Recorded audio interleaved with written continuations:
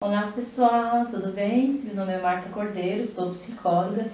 Estou aqui nesse mês de junho para falar sobre o transtorno alimentar. Isso mesmo, porque no dia 2 de junho foi o Dia Mundial da Conscientização do Transtorno Alimentar. Vamos lá? Bem pessoal, dentro do transtorno alimentar, nós temos o transtorno de ruminação. O que é o transtorno de ruminação? É a regurgitação repetida de alimentos, que pode ser mastigado novamente, deglutido ou cuspido. Isso mesmo. Pode ser classificado como transtorno de ruminação. Ele deve ser frequente, deve acontecer várias vezes na semana ou todos os dias. Então, o transtorno de ruminação é a forma que a pessoa encontra de deglutir aquele alimento, regurgitar, quer dizer, aquela alimentação, mastigá-la, cuspi-la ou degluti-la novamente.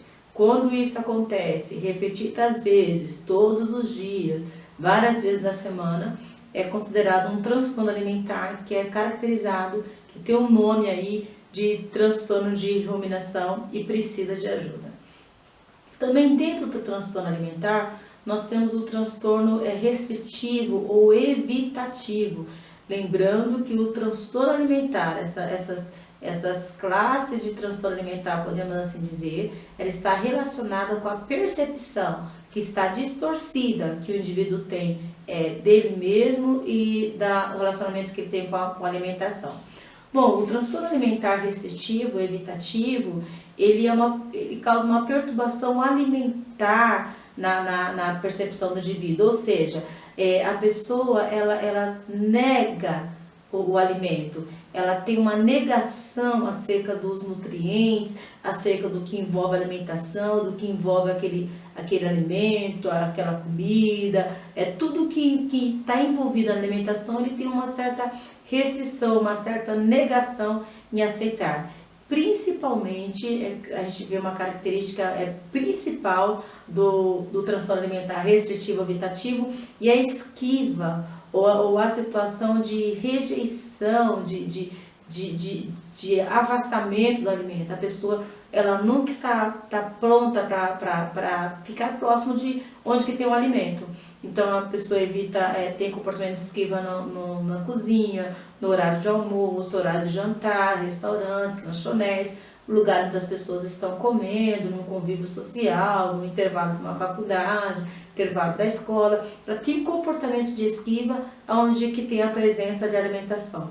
Por isso que é identificado como transtorno alimentar restritivo ou evitativo, que é exatamente a perturbação alimentar ou a negação de consumir alimentos.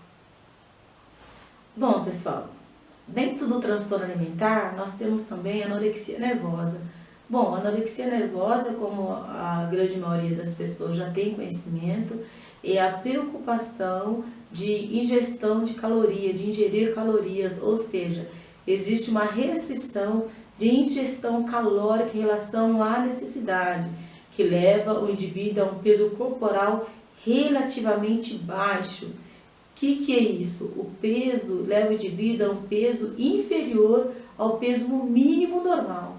Então, o indivíduo, a pessoa que está com transtorno alimentar, com anorexia nervosa, ela tem uma dificuldade de compreender a necessidade de ingestão de calorias diárias e por esse motivo existe essa distorção, essa falta de compreensão, essa dificuldade de compreender a sua necessidade de ingestão de calorias, por isso que ela está significativamente sempre abaixo do peso mínimo normal. O sofrimento, existe um sofrimento muito grande na pessoa que tem um transtorno, que está com transtorno alimentar, anorexia nervosa, que é a dificuldade exatamente de ingerir calorias pelo medo de ganhar o peso ou de engordar. Então existe uma ausência de reconhecimento do peso atual. A pessoa tem dificuldade de perceber a sua estrutura corporal, o seu ganho de peso corporal. Então ela tem uma distorção da própria imagem. Falta de percepção consciente do peso corporal, da sua forma corporal, leva a restrição recorrentes e persistentes de consumir calorias. Bom, na anorexia nervosa existe ali o medo de engordar, por isso que está sempre contando as calorias, sempre preocupado com a quantidade de caloria que vai ingerir, uma angústia muito grande de pensar que pode ganhar peso, quer dizer, é uma perturbação na percepção do próprio peso. Por isso que existe muito sofrimento com a pessoa que está com transtorno alimentar, anorexia nervosa. Bom, pessoal, ainda no transtorno alimentar, nós temos a bulimia nervosa. O que é a bulimia nervosa? Bom, é o comportamento recorrente de compulsão alimentar. Ou seja, a pessoa está sempre ingerindo uma quantidade maior do que a necessidade de alimentos. É uma ingestão exagerada de alimentos, porque existe sempre a sensação de falta de controle sobre a comida. Então, a pessoa não consegue ter um controle de quando parar, que já está satisfeita, que já comeu o suficiente. Porque existe essa necessidade, essa compulsão de comer exageradamente. Existe um comportamento compensatório para quem sofre de bulimia nervosa, que é o quê? Que é a fim de evitar o ganho de peso, está sempre relacionado a evitar o ganho de peso pela quantidade de alimentos que ingeriu.